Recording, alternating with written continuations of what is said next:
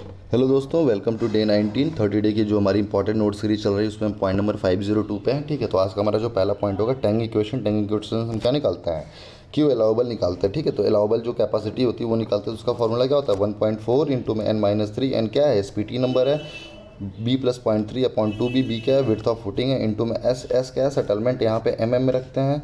सी क्या है, correction for water है, और सी क्या है, करेक्शन फॉर डेप्थ है। तो यहाँ पे ध्यान रखना है, जो करेक्शन फॉर वाटर है वो देखिए कैसे लेते हैं। मान लीजिए ये फुटिंग है, ठीक है, और ये वाटर लेवल यहाँ पे है, तो यहाँ पे ये डेप्थ देख लेंगे, है ना। तो ये क्या हो जाएगा, ये यहाँ पे डेप्थ लेंगे। जैसे अदर जहाँ पे रूइज इक्वेशन होती है उसमें क्या करते हैं, हम पूरा ओवरऑल डेप्थ लेते हैं, लेकिन यहाँ पे हम सिर्फ इतना लेंगे। और डेप्थ फैक्टर क्या होता है, 1 + df/b कर देते हैं। ठीक है, तो ध्यान रखिएगा, इंपॉर्टेंट फार्मूला है, एग्जाम में आ गया। तो देखिए यहाँ मैंने किया भी है कि dw/b कर देंगे और हाफ इंटू में 1+ कर देंगे। ठीक है, फिर जो अगला पॉइंट है कि पाइल लोड टेस्ट। देखिए अभी हमने इसके पहले वाले लेक्चर में प्लेट लोड टेस्ट के रिकमेंडेशन पढ़े थे कि उसके क्या प्रोविज़न है। अभी हम पाइल लोड टेस्ट की बात कर रहे हैं, तो ये भी क्या है, एक आईएस रिकमेंडेड टेस्ट है। और इसमें अलाउबल लोड हम कितना ले सकते हैं, देखिए इसमें अलाउबल लोड 50%। हमें क्या करना है, 50% ऑफ वो लोड लेना है जिस पे टोटल सेटलमेंट क्या है, 10% ऑफ डाया हो गया है। ठीक है, ये तो नॉर्मल पाइल के केस में है। अगर अंडर रिम्ड पाइल है तो उसमें क्या होगा, नीचे बल्ब डाया होगा, तो उस बल्ब डाया का कितना परसेंट लेंगे, 7.5%। ठीक, तो याद रखिएगा 50% ऑफ वो load at which the total settlement is 10% of it dia, और 7.5% in the case of under reamed pile of bulb dia. ठीक है, फिर बात करें 2/3 of that load at which the total plastic set is what, 6 mm। ठीक है, 2/3 हम उस लोड का लेंगे जिसमें टोटल प्लास्टिक सेट्स क्या है, 6 mm, या फिर 2/3 of that load at which the total settlement is what, 12 mm। ये किसके प्रोविज़न है, ये पाइल लोड टेस्ट के प्रोविज़न है, ये ध्यान रखिएगा, इंपॉर्टेंट प्रोविज़न है। ठीक है, स्टेटमेंट के तौर पे आ सकता है। फिर बात करें ब्लॉक शेयर फेलियर किस केस में होगा, तो देखिए ब्लॉक शेयर फेलियर किस केस में हो सकता है, जब कनेक्शन की लेंथ क्या बहुत छोटी हो, या फिर स्ट्रेंथ ऑफ बोल्ट बहुत ज़्यादा हो प्लेट के केस में, तभी क्या होगी, प्लेट टीयरिंग कर जाएगी, है ना, या बियरिंग में फेल कर जाएगी एक साइड से, तो ये क्या हो जाएगा, ब्लॉक शेयर फेलियर हो जाएगा। फिर बात करें कंक्रीट स्ट्रेंथ की, तो देखिए कंक्रीट स्ट्रेंथ के क्या सीक्वेंस होता है, तो सबसे हमें पता है क्यूब स्ट्रेंथ सबसे ज़्यादा होती है, फिर सिलेंडर स्ट्रेंथ होती है, सिलेंडर स्ट्रेंथ इसका कितना होता है, 0.8 टाइम्स होता है। फ्लेक्सर स्ट्रेंथ हमें पता है 0.7 होता है। ठीक है, फिर स्प्लिट टेंसाइल स्ट्रेंथ होता है, कितना होता है, 0.66 FCR होता है। और डायरेक्ट टेंसाइल स्ट्रेंथ कितना होता है, 0.5 से 0.6 टाइम्स FCR होता है। ठीक है, तो हमें ध्यान रखना है ये पाँचों स्ट्रेंथ वैल्यू। ठीक है, एग्जाम में डायरेक्टली वैल्यूज़ भी आ जाती हैं, तो आप ध्यान रखिएगा। ठीक है, फिर जो अगली को बढ़ानी पड़ेगी, पहला चीज़ तो यही कि बार नंबर ऑफ बार ज़्यादा है तो बीम की विड्थ बढ़ानी पड़ेगी, या फिर बार को क्या करना पड़ेगा, मल्टीपल लेयर में देना पड़ेगा, है ना, ये 2 लेयर में हमने कर दिया, या फिर बार की क्या करनी पड़ेगी, बंडलिंग करनी पड़ेगी, है ना। तो इस तरीके से कर सकते हैं, तो ये तीनों ऑप्शन हमारे पास होंगे। ठीक है, फिर जो अगला पॉइंट है कि IS 516 क्या है, ये method of testing of strength of concrete है। देखिए याद रखिएगा 516 क्या है, ये डिफाइन करता है कि कौन स्ट्रेंथ टेस्ट अगर कैलकुलेट करना है तो कैसे करेंगे, टेस्ट प्रोसीजर क्या होगा, कौन सा टेस्ट फॉलो करेंगे। ठीक है, तो वो कौन सा डिफाइन करता है, IS 516 करता है। ठीक है, फिर अगली बात करें कि allowable principal tensile stress in pre stress concrete कितना होता है, 0.24 √FC के वेरी इंपॉर्टेंट वैल्यू है, याद रखिएगा। Allowable principal tensile stress in pre stress कितना होता है, 0.24 FC के होता है। ठीक है, फिर जो अगली चीज़ आती है कि ट्रांसमिशन लेंथ। ठीक है, तो ट्रांसमिशन लेंथ का मतलब क्या है कि जो हम प्री स्ट्रेसिंग फोर्स लगा रहे हैं वो कितना दूर तक ट्रांसमिशन कर रही है, और वो कैसा उसका होता है, वेरिएशन होता है, पैराबोलिक होता है। तो जो टॉप टेंडन होता है उस पर ज़्यादा होगी और बॉटम टेंडन पे कम होगी। ठीक है, लेकिन इसमें जो इंपॉर्टेंट चीज़ है वो इम्पॉर्टेंट चीज़ ये है कि ये जो वैल्यूज़ हैं इसकी, जो ट्रांसमिशन लेंथ पूछी जा सकती है इस बार के एग्ज़ाम के लिए, वेरी इंपॉर्टेंट पॉइंट है कि प्लेन और इंडेंटेड वायर का ट्रांसमिशन लेंथ कितना होगा, 100 डाया होगा।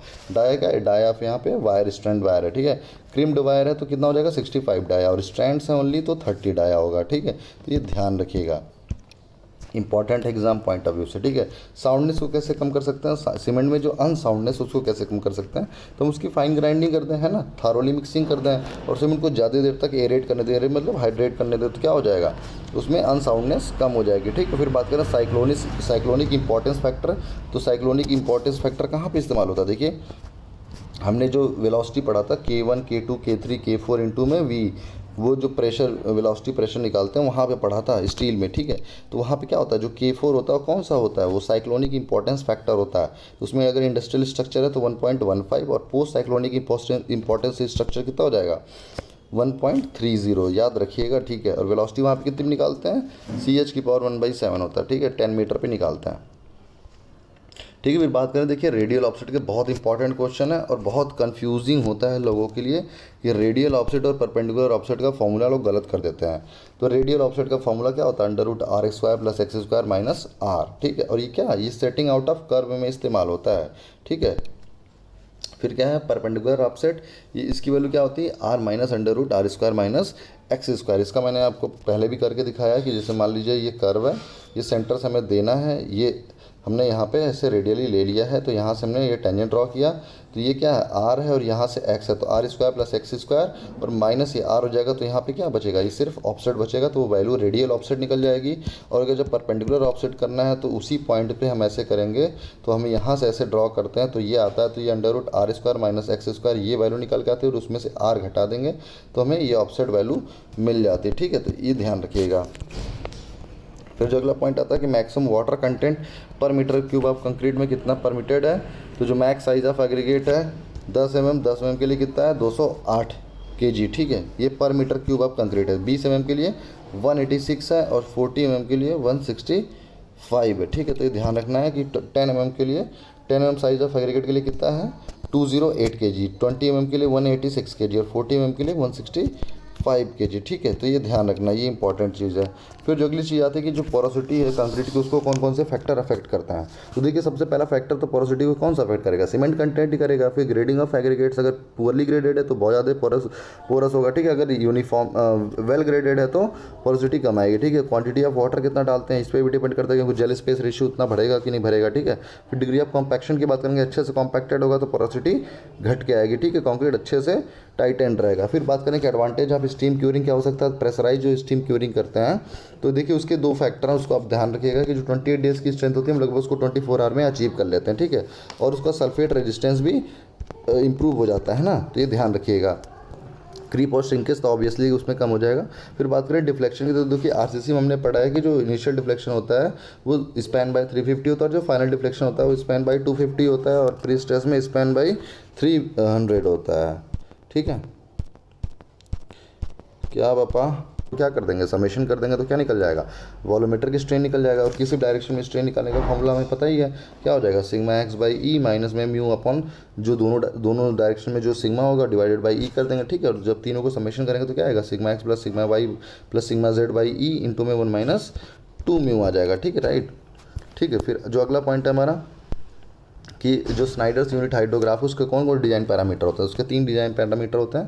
पहला तो बेस टाइम की जो विड्थ है, मतलब जो टी है वो कितनी है, फिर पीक डिस्चार्ज क्यू कितना है, और तीसरा जो है बेसिंग लैग टाइम कितना है। ठीक है, तो लैग टाइम क्या है, जो सेंटर ऑफ रेनफॉल से सेंटर ऑफ जो यूनिट हाइड्रोग्राफ होगा उसे क्या बोलेंगे, बेसिंग लैग टाइम बोलेंगे। ठीक है, तो वो देखना है। ठीक है, फिर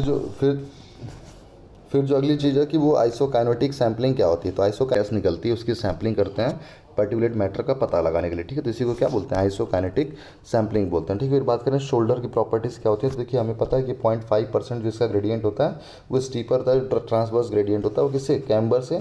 ठीक है, और रफर भी होता है, मेन रोड से रफर होता है, क्योंकि हम इसको it is not intended to use as a regular traffic road. ठीक है, मिनिमम 2.5 मीटर इन विड्थ। ठीक है, और क्या करता है, provide lateral stability to main carriageway, है ना। तो ये चारों पॉइंट आपको ध्यान में रहना चाहिए। फिर जो अगली चीज़ है कि इफेमरल स्ट्रीम्स क्या है। इफेमरल स्ट्रीम्स वो है जिसमें कोई बेस फ्लो कंट्रीब्यूशन नहीं होता है ग्राउंड वाटर में। ठीक है, इसलिए ध्यान रखिएगा कि ephemeral streams contributes no base flow. ठीक है, इसका PDF आपको टेलीग्राम चैनल मिल जाएगा। अगले एपिसोड में जल्दी मिलेंगे। Thank you so much for joining me.